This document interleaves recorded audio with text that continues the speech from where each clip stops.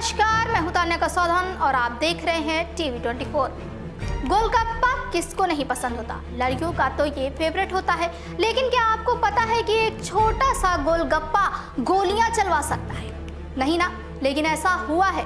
दरअसल कानपुर देहात के रनिया थाना क्षेत्र में खूनी संघर्ष का एक वीडियो सामने आया है, जिसमें छत से एक शख्स विवाद के दौरान लाइसेंसी बंदूक से ताबड़तोड़ फायरिंग कर रहा है, तो वहीं नीचे से कुछ लोग बंदूकधारी पर पत्थरबाजी कर रहे हैं। इस मामूली से विवाद में चली गोलियां और पत्थरबाजी में एक दर्जन से अधिक लोग गंभीर रूप से घायल हो गए हैं, तो वहीं एक शख्स के पैर में गोली भी लग गई है। और कई घंटों तक चले इस तांडव में पुलिसकर्मी भी मौके पर जाने से अपनी जान बचा रहे थे। 1 मिनट 35 सेकंड के इस खूनी संघर्ष के वीडियो ने बेखौफ इरादे और खत्म होते पुलिस के इकबाल की पिक्चर साफ कर दी है।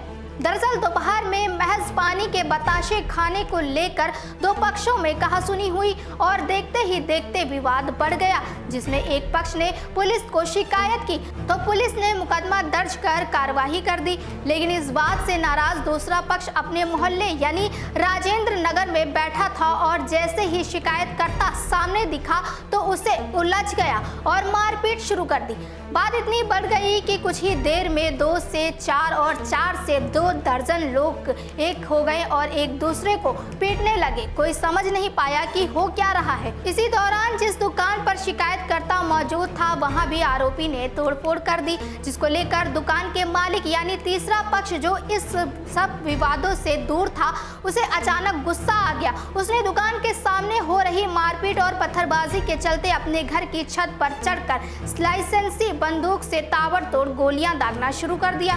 गोलियों के चलने से क्षेत्र में भगदड़ मच गई और गोली जाकर एक युवक के पैर में लग गई। साथ ही कई लोगों के शरीर में अन्य चली गोलियों के छर्रे भी लगे हैं। इसके साथ ही नीचे से ऊपर और ऊपर से जमीन पर खूब पत्थर भी चले, जिसने दोनों ही पक्ष के साथ राहगीर भी गंभीर रूप से घायल हो गए। इस संघर्ष में दोनों पक्ष के घायलों को अकबरपुर सामुदायिक स्वास्थ्य केंद्र पहुंचाया गया। वहीं एक पक्ष जिसके घर में गोलियां चलाई जा रही थी, वो घर रवि गुप्ता का था और उसकी बहन बबली गुप्ता ने बताया कि दूसरा पक्ष जबरन उनकी दुकान बंद कराने आया था। इसी दौरान उन्होंने मारपीट शुरू कर दी, जिसके बाद रवि गुप्ता ने अपनी बंदूक से अपने परिवार की रक्षा के लिए गोलियां चलाई। वहीं इस घटना में गोलियों से घायल हुए पंकज ने बताया कि वो अपनी रिश्तेदारी में रनिया के अरुण नगर आया हुआ था और सड़क पर जाते समय इसी बवाल में चली गोली उसके पैर में लग गई।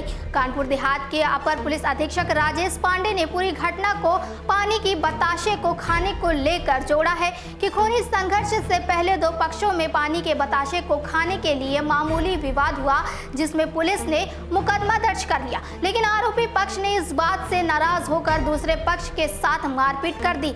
अब ये मामूली सी घटना सुर्खियों में है।